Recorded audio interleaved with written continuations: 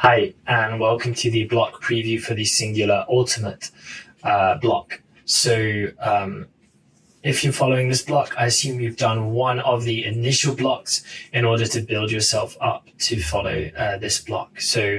You could absolutely follow this block after doing the Singular initial if you really feel value from including singles, or you could do this block off the back of any of the other initial blocks leading into this block. So it's 4 weeks, like most of our standard templates within the programming library, and it follows, again, our standard training setup of a primary squat, primary bench on day 1, primary deadlift on day 2, and then secondary movements coming in the latter end of the week. You have singles as your indicator set throughout all primary and secondary movements. Some of them use a progressive RPE model where the RPE increases week to week, which just allows for more weight load progression as you go on. And some of them use a fixed RPE model, which means that you would stay with the same RPE throughout the block. So if we first look at squat, you got single at 6.5, and then it concludes at 8, and the back off percentages stay the same at 80%. So it's important that you're recalculating the estimated 1RM and updating that max after you do the indicator set, which is the case for all of our programs available in the Desert Barbell training app programming library. Bench follows the same structure as the squat, but just 1 RPE higher, so you're achieving a single at 9 towards the end of the block, whereas in squat and deadlift, it's a single at 8. Just the fatigue costs of squats and deadlifts are a lot higher.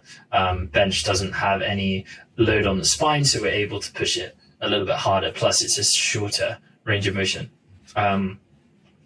We got Penley rows assistance work, so 8 reps, building up 6, 7, 8, and then repeat the same weight for an additional set. And that rep scheme and structure is the same for 3 of the 4 assistance movements in this block. We have tempo bench, which is increasing by half an RPE each week, and then into 3 sets of 2 at 83%. The tempo bench, I always encourage people to focus much more on technical execution and less on weight, just because this movement is great for kind of teaching you positioning and helping you work on tightness and positioning through the bench. So focus, especially with this bench slot, put a high priority on technical execution. Use it to work on elements of technique that you can improve. If you're not sure about technical execution, please use the YouTube tutorial we have called How to Bench, and that's with Coach Dan. A really good, robust description of basically our full coaching style as it comes to all the lifts, relating to universal truths that we're trying to achieve on all the lifts. So be sure to watch that full series, squat, bench, deadlift tutorials, because it will help you understand what we're trying to achieve with these lifts more robustly. Moving through, we got low pin squat single. Again, the RPE just increases by half each week, and then 4 sets of 2 at 83%. So make sure you're recalculating after that. The close grip bench goes up to a pretty intense single at 9.5. So that'll be very close to max. Remember, with close grip bench for us, we're not trying, if your normal grip, let's say, is middle finger on the powerlifting ring of the bench, you're going to come in so your little finger is inside the ring. So you're moving in by about 2 to 3 inches on each hand, and that's the most you should move in.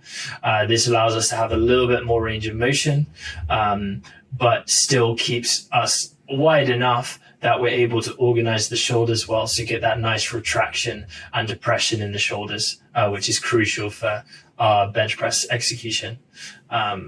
Then you follow up with that pull down, same progression scheme or protocol, but just 10 reps instead of 8. And then lastly, finish with deficit deadlift. Again, RPE increasing half, back off sets at 83%. Chest level pin press, again, RPE increasing by half. 4 sets of 3 at 81%, and then some GHD back extensions just to focus on back health, hip health, not following the same progression scheme above.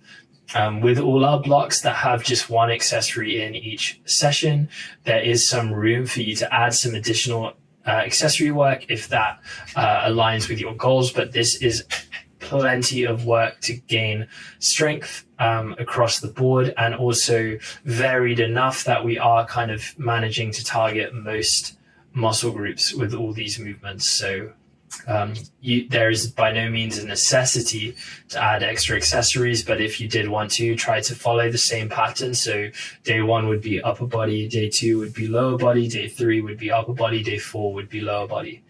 And I think that brings us nicely to the end of this block preview. I think this is a great block to run before a peaking block or some sort of testing day. And I'm sure it will be a very effective and beneficial for anyone that chooses to follow this program. Just some caution: whenever we're doing singles, you've got to try to keep the ego in check. Make sure you don't force load and overshoot RPE. So just to manage fatigue, remember there's as much value in the back off sets as there is in the single, arguably more value in terms of a training adaptation. So be sure that that single doesn't interrupt or interfere with your ability to execute the drop sets well. I guess a common question we get a lot is, how long should I be resting between these sets? So as you're building up, I would do it very intuitively. After your indicator set, I would say you would take 3 to 5 minutes, and then between each back off set, the same thing, kind of 3 to 5 minutes. If you're in a time restricted situation, maybe you can rest closer to 2 minutes, but that will have more intra-set fatigue. So the sets will get increasingly harder just because you're not giving your muscles that full time that they might need to rest. But that's not a problem. You still get a positive training adaptation from that also. It just will make the training a little bit more fatiguing and tough. So the RPE of some of those sets might be a little bit higher. That brings us to the end. Hopefully you have great success following the singular ultimate block.